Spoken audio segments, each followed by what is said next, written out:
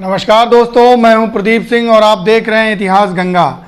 इतिहास गंगा के आज के इस अंक में हम बात करेंगे आज़ादी के पहले के एक ऐसे चुनाव की जिसमें कांग्रेस का प्रदर्शन बहुत ही अच्छा रहा और उसने जिन मंत्रिमंडलों की स्थापना की उन्होंने यह स्थापित कर दिया कि यदि भारत में लोकतंत्र का राज होता है तो एक ऐसा सवेरा होगा जिसमें खुशियां ही खुशियां होंगी।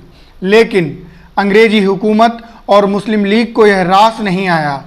इसी समय आगाज होता है द्वितीय विश्व युद्ध का और अंग्रेज चलते हैं अपनी चाल, जिसकी वजह से 1939 की ये तारीख 22 अक्टूबर को कांग्रेस मंत्रिमंडल को देना पड़ता है इस्तीफा और इससे खुशी होता है मुस्लिम लीग मनाता है मुक्ति दिवस।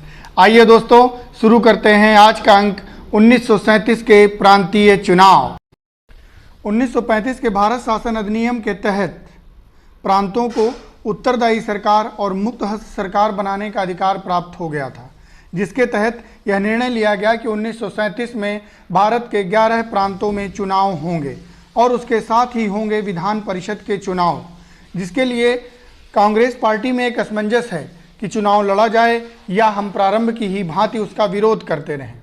लेकिन 1936 के लखनऊ अधिवेशन में लगभग यह तय हो गया कि कांग्रेस आने वाले चुनावों में प्रतिभाग करेगी और कांग्रेस तैयारियों में जुट जाती है। दोस्तों, जब हम बात कर रहे हैं 1937 के प्रांतीय चुनाव की, तब इस विषय पर भी बात कर लेनी चाहिए कि कांग्रेस के अलावा और कौन कौन सी ऐसी पार्टियां थीं जो इस चुनाव में प्रतिभाग कर रही थीं। जी हाँ, कांग्रेस के अलावा एक बड़ी पार्टी थी मुस्लिम लीग पार्टी, जिसका नेतृत्व मोहम्मद अली जिन्ना कर रहे थे। मद्रास में जस्टिस पार्टी, पंजाब में यूनियनिस्ट पार्टी, बंगाल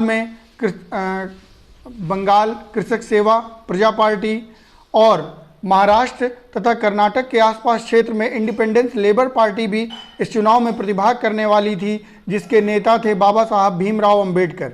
इसी प्रकार संयुक्त प्रांत और उसके आसपास के क्षेत्र में नेशनल एग्रीकल्चरिस्ट पार्टी भी प्रतिभाग करने की कोशिश कर रही थी। इनमें से कुछ पार्टियां ऐसी थीं जिनको सरकार का सहयोग प्राप्त था। ऐसे तत्कालीन समय में अफवाहें थीं जिनमें जस्टिस पार्टी, यूनियनिस्ट पार्टी और नेशनल एग्रीकल्चरिस्ट पार्टी का नाम विशेषतः लिया जाता है।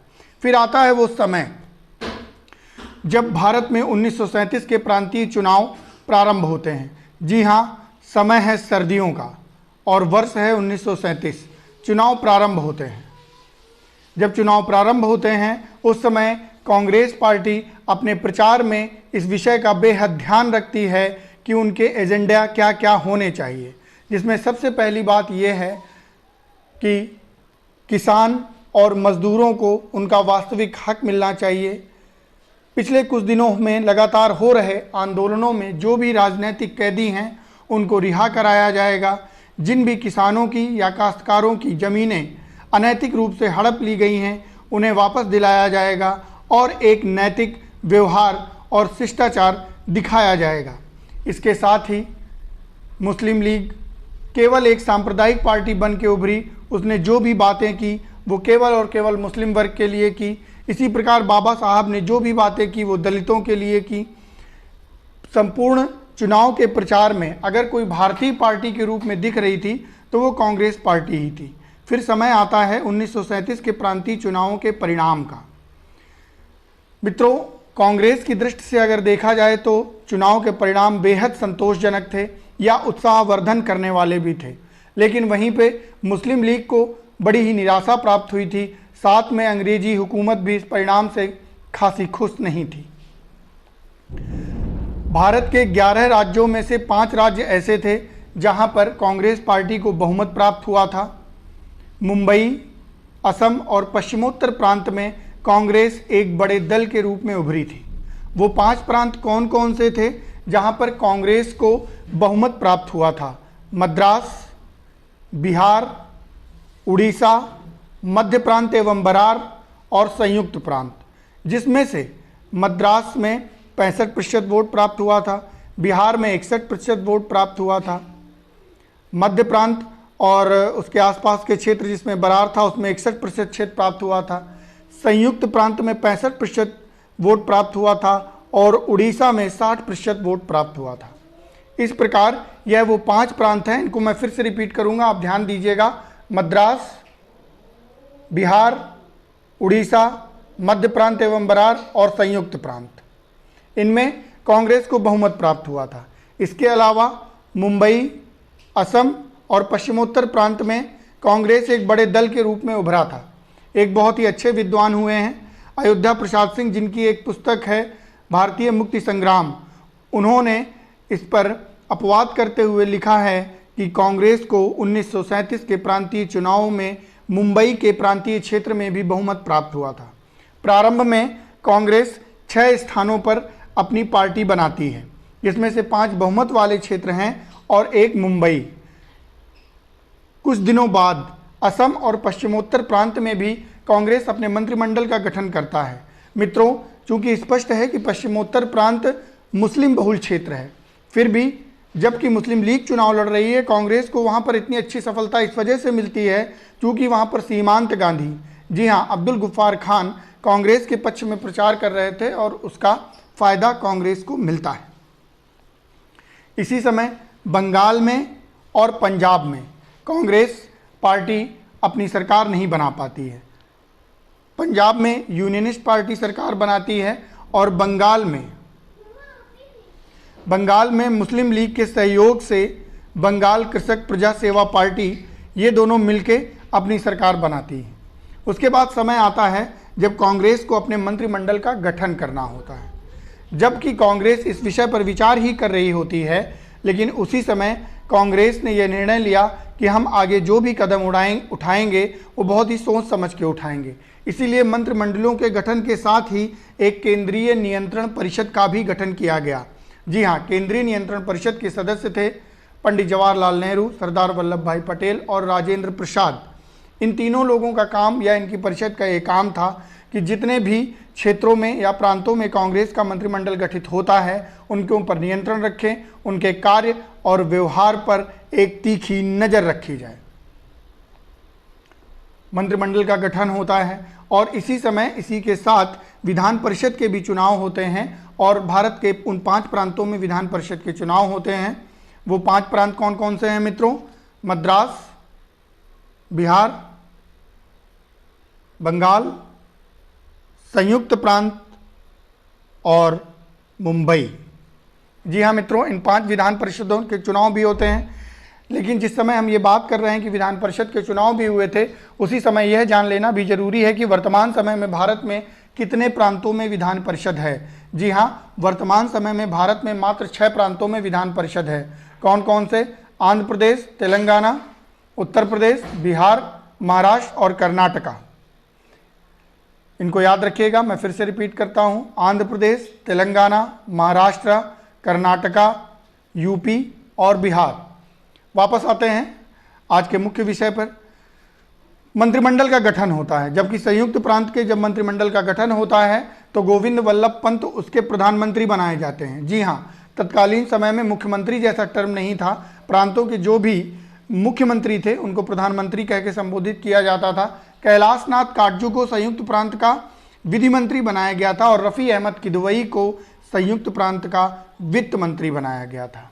जितने भी मंत्रिमंडल कांग्रेस के गठित होते हैं उन सब ने एक बहुत ही अच्छा आदर्श प्रस्तुत किया था, जिसका सबसे पहला उदाहरण ये था कि मंत्रिमंडल के मंत्रियों ने अपनी मासिक तनख्वाह 2000 रुपये से घटाकर 500 रुपये कर दी थी।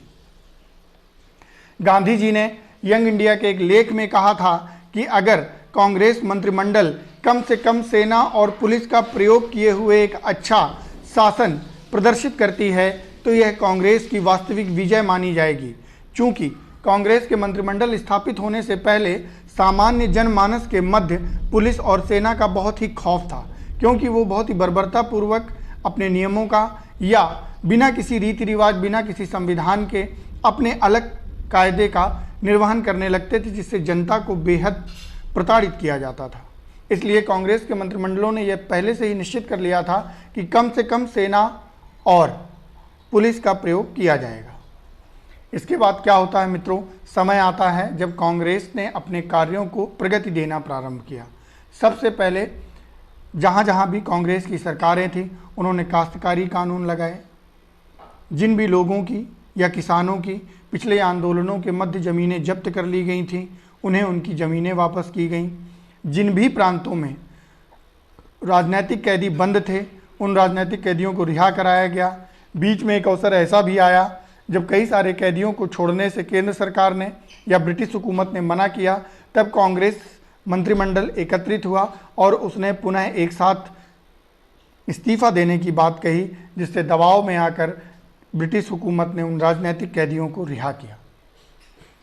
राजेंद्र बाबू का बड़ा हाथ रहा।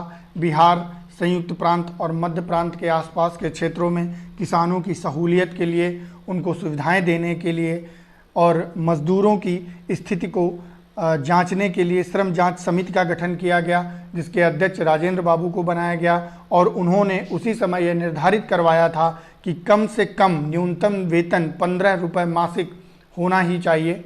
और इस प्रकार के कई सारे कार्य कांग्रेस के मंत्रिमंडल लगातार करते रहे और जिसका प्रभाव यह प्रभाव रहा कि संपूर्ण देश में इस बात की अलग जगी कि अगर पूरी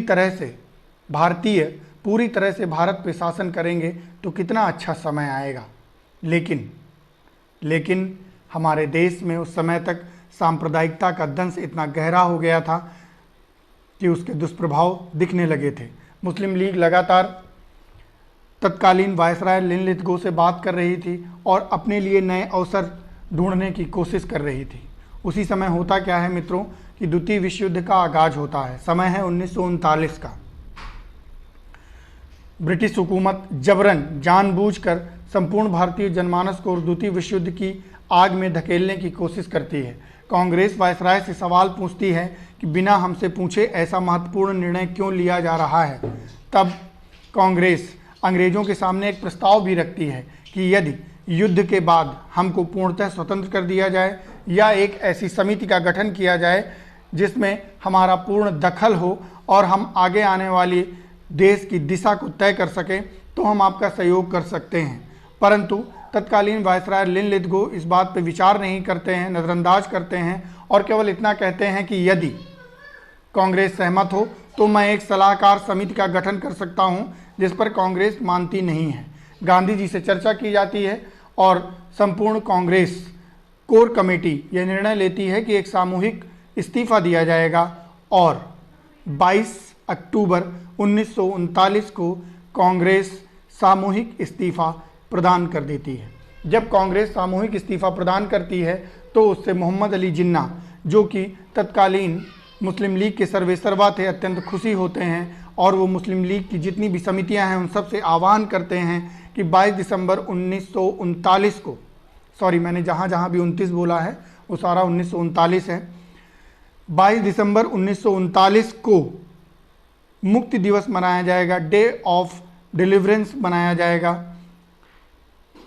इसी को भारतीय इतिहास में मुक्ति दिवस कहा जाता है। लेकिन मित्रों यह याद रखिएगा, यह मुक्ति दिवस मुस्लिम लीग के आह्वान पर इसलिए मनाया गया था क्योंकि कांग्रेस मंत्रिमंडल ने इस्तीफा दिया था। मोहम्मद अली जिन्ना ने कहा था कि हमको कांग्रेस के अन्यायपूर्ण शासन से छुटकारा मिल गया, हम इस बात की खुशी मना रहे हैं। यह पूर्णतः उनका ही विचार था, इसका संपूर्ण इतिहास से सीधा कोई संबंध नहीं है। इस प्रकार मित्रों 1937 के चुनाव में जो भी मंत्रिमंडल स्थापित हुए थे कांग्रेस की तरफ से, उनका इस्तीफा हो जाता है। उसके बाद मुस्लिम लीग अन्य छोटी छोटी पार्टियों के साथ मिलकर 11 के 11 प्रांतों में अपनी सरकार, अपने मंत्रिमंडल स्थापित करने का प्रयास करती है। कहीं सफल होती है और कहीं असफल भी होती है। इस प्रकार यह चुनाव इसलिए भी महत्वपूर्ण है क्योंकि इस चुनाव के तहत कांग्रेस के जो भी मंत्रिमंडल गठित किए गए थे उन्होंने 28 माह, जी हाँ, जुलाई 1937 से लेकर अक्टूबर 1939 तक का जो भी समय बिताया उसमें एक अच्छी सरकार का प्रदर्शन रहा, एक अच्छे आदर्श स्थापित किए गए, जिससे आने वाले समय में भारतीय जनमानस को इस बात का विश्वास हो चला भारत में शासन कर रहा था। उसी समय मुस्लिम लीग लगातार यह आरोप लगा रही थी कि जिन जिन प्रांतों में कांग्रेस का शासन है वहाँ मुस्लिमों के साथ दुर्व्यवहार और अत्याचार किया जा रहा है। इस विषय को लेकर लगातार 3 कमेटियों का गठन किया गया और तीनों कमेटियों ने अपनी अलग अलग रिपोर्ट दी, जिसमें महत्वपूर्ण 3 कमेटियां हैं, पीरपुर कमेटी, शरीफ कमेटी और फजलुल हक कमेटी, जिसे एक अन्य नाम से भी जाना जाता है मुस्लिम सफरिंग्स अंडर कांग्रेस रूल। यह तीनों कमेटी इसी क्रम में अपनी रिपोर्ट प्रस्तुत करती हैं। इसलिए इनको इसी क्रम में याद रखा जाना चाहिए। मैं एक बार फिर से रिपीट कर रहा हूँ, पीरपुर रिपोर्ट, शरीफ रिपोर्ट और फजलुल हक रिपोर्ट, ये परीक्षा में इसी क्रम में पूछी जाती है, इसलिए आपको इसी क्रम में इसे याद रखना है। इसी प्रकार द्वितीय विश्व युद्ध के आगाज के साथ ही कांग्रेस का मंत्रिमंडल समाप्त होता है। जय हिंद, जय भारत, वंदे मातरम।